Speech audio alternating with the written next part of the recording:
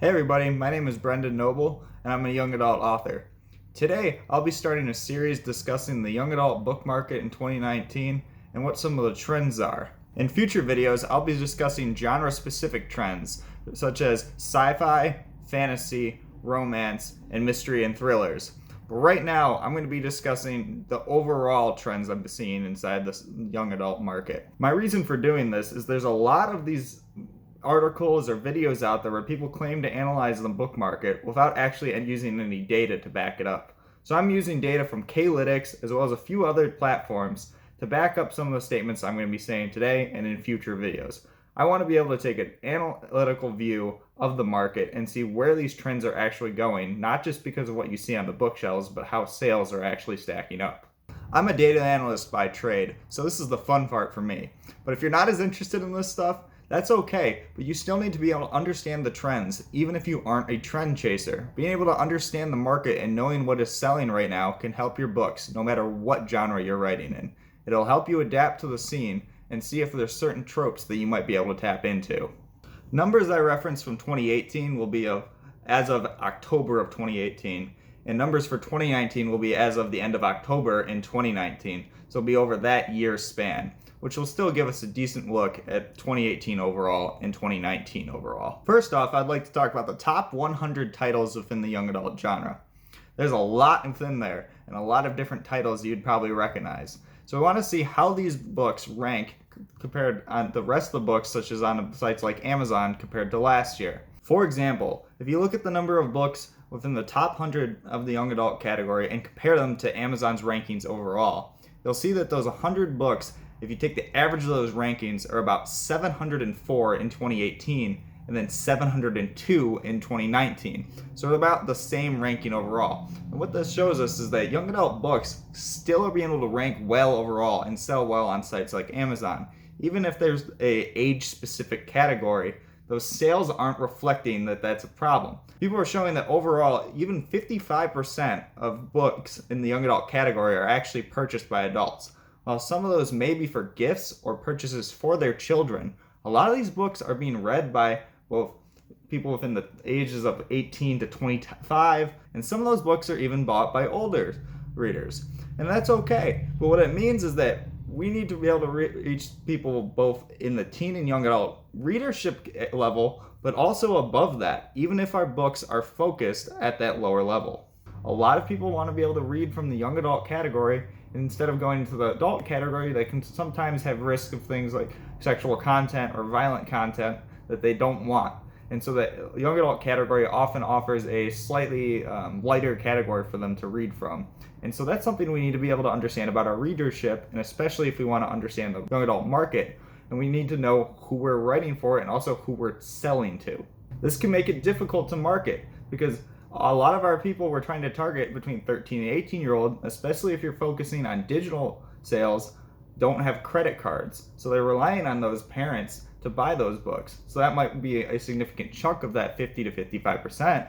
But it also means that we have to be able to market to other people, and that there is a market for young adult books outside of teen readership. So don't limit yourself and your targeting to people within that age range, because there may be a potential readership above 18. In terms of book length, our books in the young adult market tend to be slightly shorter than the adult market. A poorly stated statistic often says that your book needs to be around 60,000 to 80,000 words to be within the young adult genre.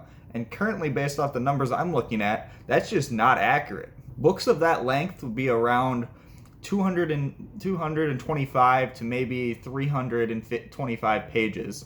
But that 325 range is right around where the actual average length is for books within the young adult genre. So why would that claim make any sense? It just doesn't. Books in the young adult genre tend to be upwards of even 400 to 500 pages, especially for fantasy books or sci-fi novels that have a lot of world building required. So if you're looking at that recommendation and thinking your book might be a little too long, make sure you look at actual books on the market, especially in your specific genre, because the books out there are a lot longer than a lot of people are claiming for young adult books. The vast majority of successful books within the young adult market end up between 300 pages and about 450 pages.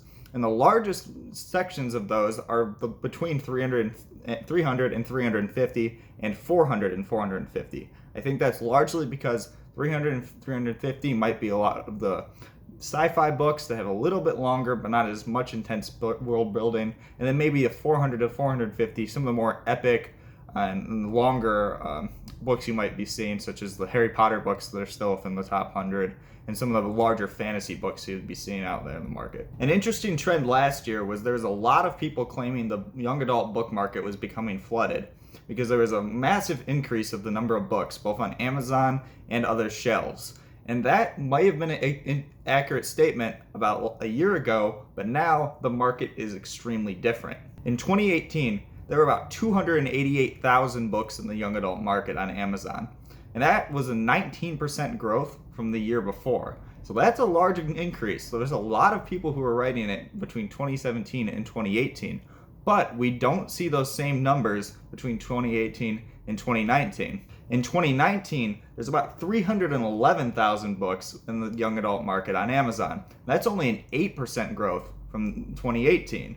So we're showing that the young adult market is pumping out less books than we'd seen before. And that counters the statement that saying the young adult market is flooded, because sales have grown slightly and the number of books coming into the market has not grown exponentially. So it shows that there is still a lot of potential in terms of publishing. With less books coming into the market in 2019 than in 2018, that shows a potential for new authors. There's a lot less books coming into the market and a lot less competition. And as much as authors like to work together, books are still a competition.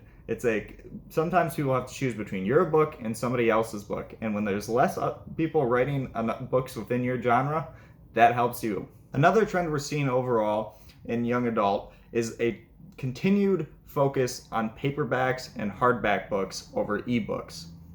While the ebook market is still popular among young adults, it's much less so than potentially adult readers, especially in the romance categories for adults. In the young adult market, a lot of kids still want to have a physical book. I know I'm a young adult reader myself, and I love to have that physical book, and that's still a focus. And for self-publishers, that's something we have to consider, because a lot of us focus on ebooks only, but we need to focus on paperback and potentially hardback sales as well, because a lot of young adults are only reading in those formats. And so we have to understand that if we want to be able to reach our potential buyers. And while physical copies remain strong in the young adult market, audiobooks are really taking off. If you have any opportunity, whether you're a self-publisher or a traditional published author, try to get your book in audio form. We're always listening to Spotify or YouTube or anything with our ears. And right now, teens and young adults are extremely picking up on that trend.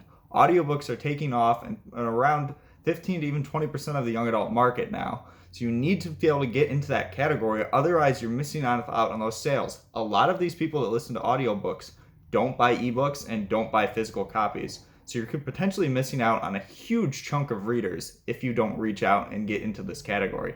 That's all I have for you today on our young adult market overview, but in my next video, I'll be talking about some of the top authors in the young adult book market and seeing how their sales have compared between 2019 and 2018. And in my next videos, I'll be discussing some of the sci-fi, fantasy, and other genres that exist within the young adult market and identifying certain niches that are really popular right now, and also which genres are struggling within young adult.